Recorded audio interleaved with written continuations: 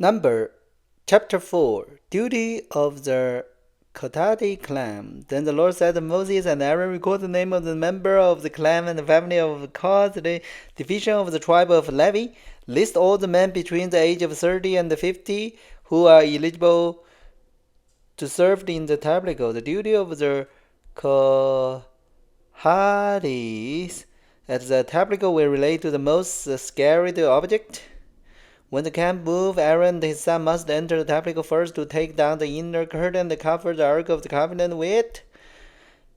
Then they must cover the inner curtain with fine gold skin leather and spread over that a single piece of blue cloth. Finally, they must put the carry poles of the ark in place. Next, they must spread a blue cloth over the table where the bread of the presence is displayed, and on the cloth they will place the bowls, ladles, jars, pitchers, and the special bread. They must spread a scarlet cloth over all of this, and finally a covering of fine goatskin leather on top of the scarlet cloth. Then they must insert the carry pole in the table.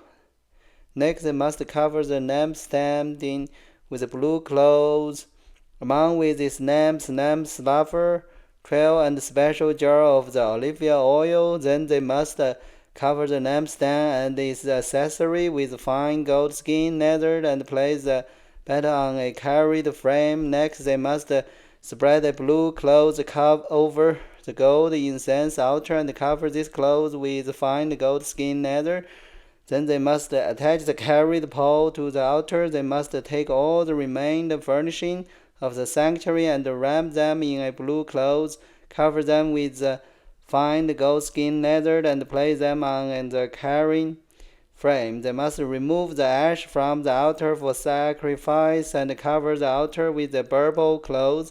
All the altar utensil, the fire pan, meat forks, shovel, basin, and all the content must be placed on the cloth, and a covering of fine goatskin leather must be spread over them. Finally, they must put the carry pole in place. The camp will be ready to move. When Aaron and his son had finished covering the sanctuary and all the sacred articles, the Kohathis will come and carry these things to the next destination, but they must not touch the sacred object or they will die. So these are the things from the tabernacle that the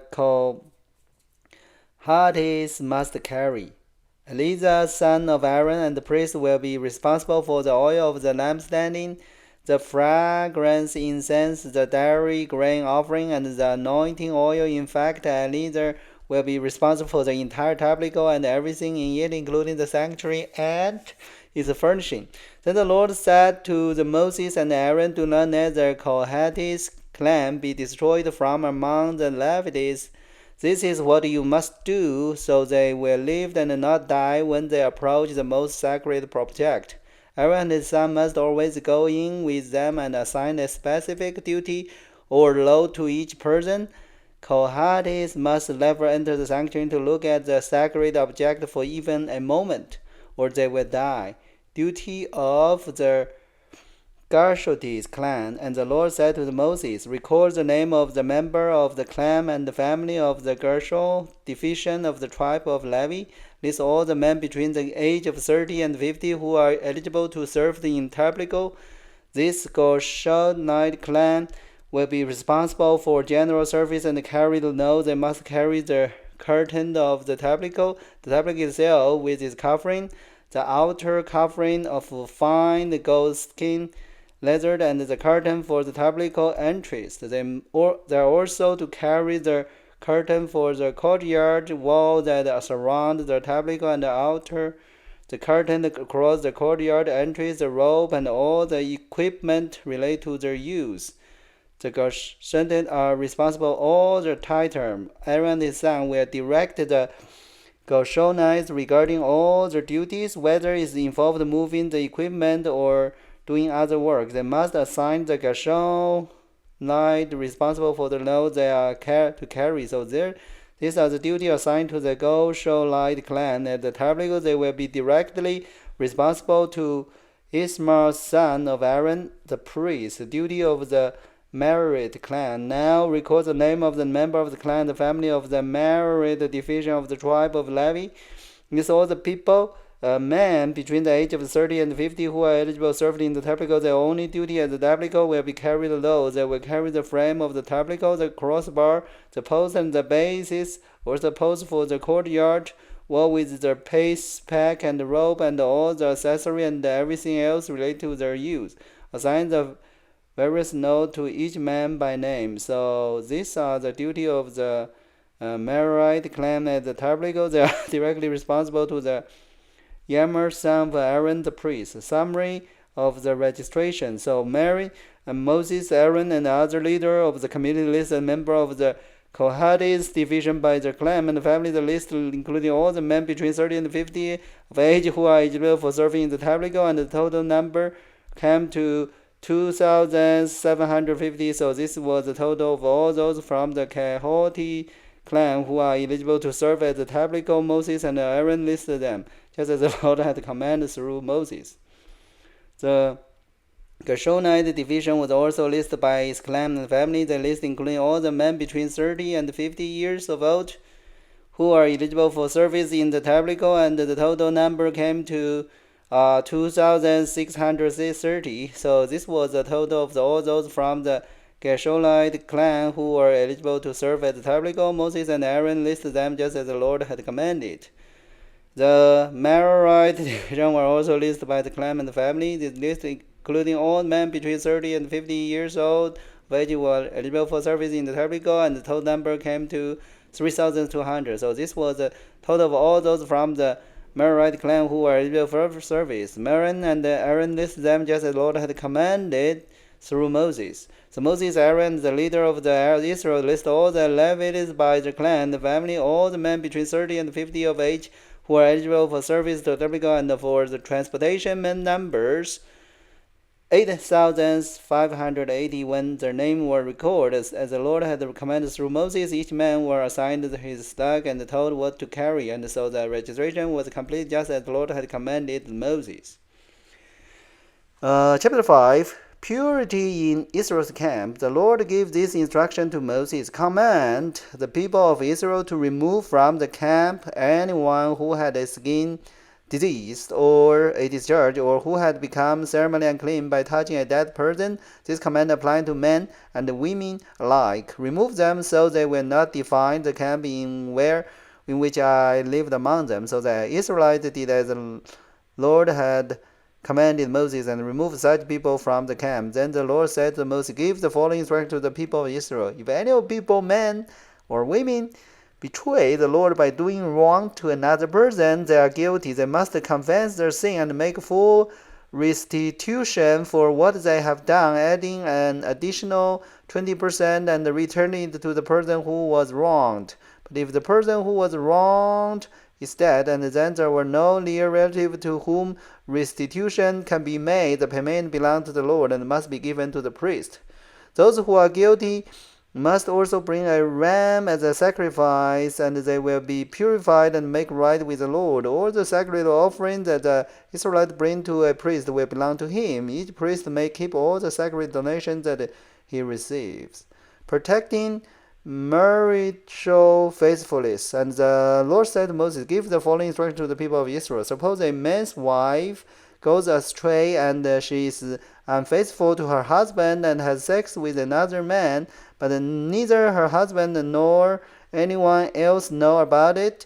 She has defined herself, even though there was no witness and she was not caught in the act. If her husband becomes jealous and is suspicion of his wife and need to know whether or not she has defined herself, the husband must bring his wife to the priest. He must also bring an offering to 2 quarters of very flour to be present on her behalf. Do not mix it with olive oil or frankincense, for it is a generous offering, an offering to prove whether or not she is guilty. The priest will then present her to stand trial between the Lord. He must take some holy water in a clay jar and pour into the dust he has taken from the tabernacle floor. When the priest has present the woman between the Lord, he must unbind her hair and place in her hand the offering of proof, the generous offering to determine whether her husband's suspicions are justified. The priest will stand before her holding the jar of bitter water that brings a curse to those who are guilty. The priest will then put the woman under oath and say to her, if no other man had had sex with you, and you have not gone astray and defined yourself while under your husband's authority, may you be immune from the effect of this bitter water that bring on the curse. But if you have gone astray by being unfaithful to your husband and have defined yourself by having sex with another man, at this point the priest must put the woman under oath by saying, may the people know that the Lord's curse is upon you when he make you infertile, cause your womb to shrivel and your abdomen to swell. Now, may this water that brings the curse enter your body and cause your abdomen to swell and your womb to shrivel.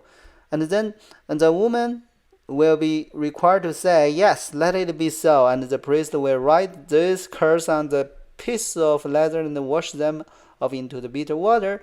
He will make the woman drink the bitter water that bring on the curse. When the water enter her body, it will cause the bitter suffering. If she is guilty, the priest will take the generous offering from the woman's hand, lift it up before the Lord, and carry it to the altar. He will take a handful of the flour as a token portion and burn it on the altar, and he will require the woman to drink the water. If she has defined herself by being unfaithful to her husband, the water that brings on the curse will cause the bitter suffering. Her abdomen will swell and her womb will shrink, and her name will become a curse among her people. But if she has not defined herself and is pure, then she will be unharmed and will still be able to have children. This is the ritual law for dealing with suspicion. If a woman go astray and define herself while under her husband's authority, or if a man becomes jealous and is suspicious that his wife had been unfaithful, the husband must present his wife before the Lord, and the priest will apply this entire ritual law to her. The husband will be innocent of any guilt in this matter, but his wife will be held accountable for her sin. Chapter 6, Levite law. Then the Lord said to Moses, give the following instruction to the people of Israel. If any people, either men or women, take the special vow of Levite, setting themselves apart to the Lord in a special way, they must give up wine and other alcoholic drink. They must not use vinegar made from wine or from other alcoholic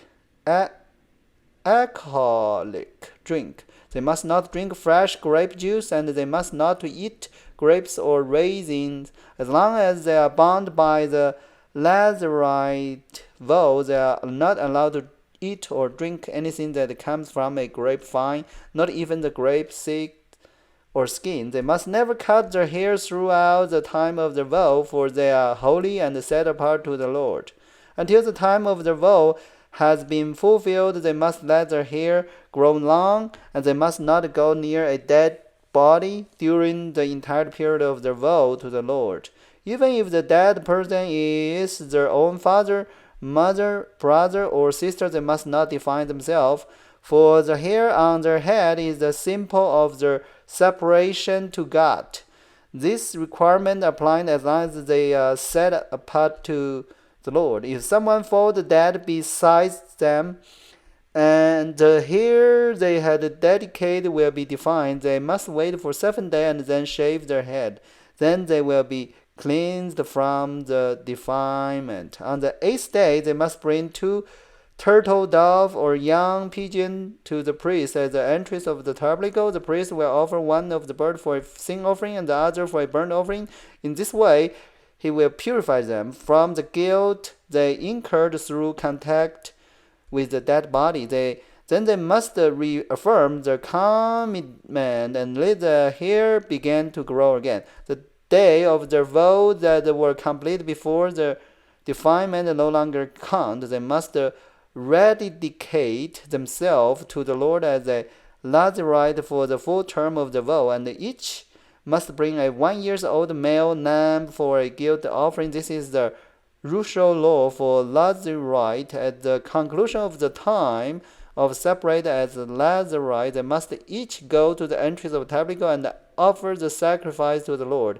A 1-year-old male lamb without defect for a burnt offering, a 1-year-old female lamb without defect for a sin offering, a ram without defect for a peace offering, a basket of bread made without yeast, cakes of choice flour, mixed with olive oil, and wafers spread with olive oil, along with the prescribed grain offering and the liquid offering. The priest will present this offering before the Lord. First the sin offering and the burnt offering, then the ram for a peace offering, along with a basket of bread made without yeast. The priest must also present the prescribed grain offering, the liquid offering to the Lord. Then the Lazarite will shave their head at the entrance of the tabernacle. They will take the hair that had been dedicated and place it on the fire beneath, and the peace offering sacrificed. After the Lazarite head has been shaved, the priest will take for each of them the boiled shoulder of the ram, and he will take from the basket a cake and a wafer made without yeast. He will put them all in the Lazarite hand, and then the priest will lift them up as a special offering before the Lord. There are holy portion for the priest, along with the breast of the special offering and the sign of the sacred offering that are lifted up before the Lord. After this ceremony, the Lazarite may again drink wine. This is the usual law of the Lazarite who fail to bring this offering to the Lord. They may also bring additional offering if they can afford. And they must be careful to do whatever they vote when they set themselves apart as a Lazarite. The priestly blessing. Then the Lord said to Moses, "Tell Aaron and his son to bless the people of Israel with this special blessing. May the Lord bless you and protect you. May the Lord smile on you and be gracious to you. May the Lord show you his favor and give you his peace. Whenever Aaron and his son bless the people of Israel in my name, I myself will bless them." Okay, so those 3 chapters is talking about a specific tribe, about the Levi.